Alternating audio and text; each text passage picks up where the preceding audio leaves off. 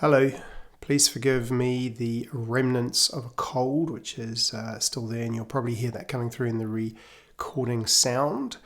Today I'd like to talk about strength training and body weight versus training with equipment. I want to start by saying that this course has options for both body weight training and also for equipment training. Those of you with equipment will receive a program so you can utilize equipment you have available, and those of you who prefer to train using only your body weight as resistance will receive a program that does just that. And over the 6 weeks there will be progressions to both sets of programs. However, some of you have asked about equipment, and to best answer these questions, I do actually need to really talk a little bit more about the very basics of strength training, which makes this valuable for everyone else too. To make a muscle stronger, you have to place it under an ever-increasing load or weight or form of resistance. The name for this is progressive resistance or progressive overload training. Those two terms mean exactly the same thing. Now, resistance can come in many different shapes and sizes and forms. Your body doesn't actually differentiate. It doesn't know the difference between a kettlebell or a dumbbell or a bag of rice if they all weigh the same amount. It doesn't actually matter whether it is a machine or a free weight either, and perhaps more on this another time, but in brief, they are both just tools in your toolbox. Your own body weight is also another form of resistance, and again, this is the same principle. As an illustration, if you perform a press-up, this is the equivalent of bench pressing your body's weight. Bench press is the exercise you see in the top left. Almost, though, you would theoretically have to take into account angles and leverage and the fact that the body's weight is distributed in a slightly different way if you're using a bar compared to whether you're using your body. But in essence, it's a very similar exercise in working similar muscles.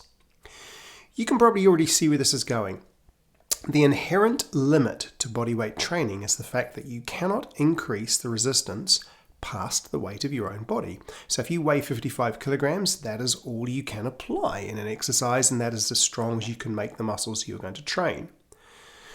We can modify and vary the programs we use, and there are many exercises that can be done using body weight, but ultimately body weight training does have its limits for strength training.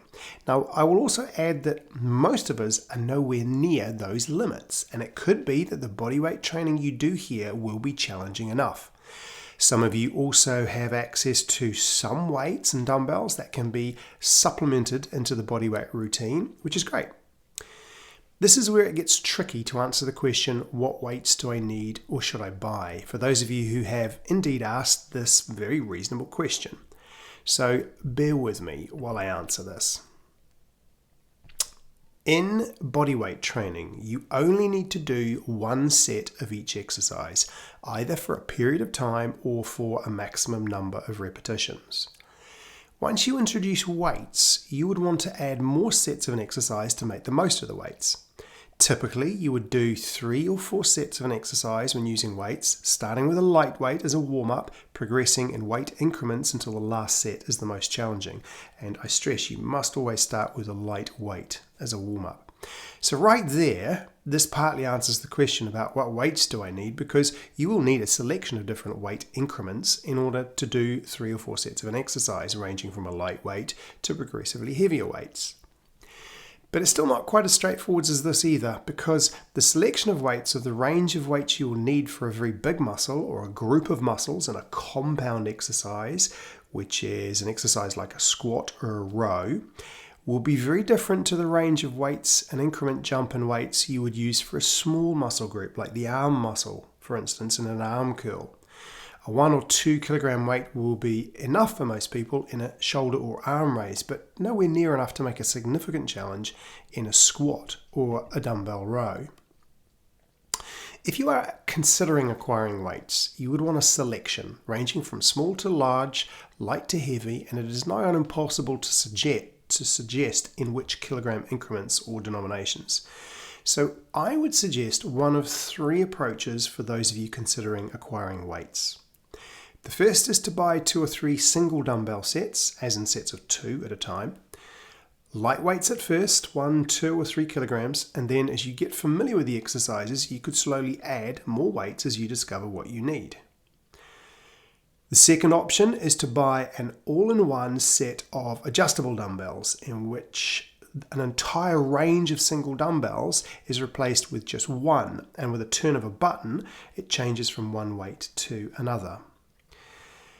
Third, a gym membership, which will give you access to all the equipment you need if this is or does become an option. For home equipment, all you need to do the weight training featured in this course would be dumbbells and preferably a bench. But even then, if a bench is not an option, then you could get by doing the bench exercises or the bench type exercises on the floor. It's not ideal, but it's doable. I do have a section of recommendations for equipment on my website, including a range of adjustable dumbbells and benches. This has proved invaluable when recommending equipment to clients over the years because I can recommend equipment I know and I can vouch for.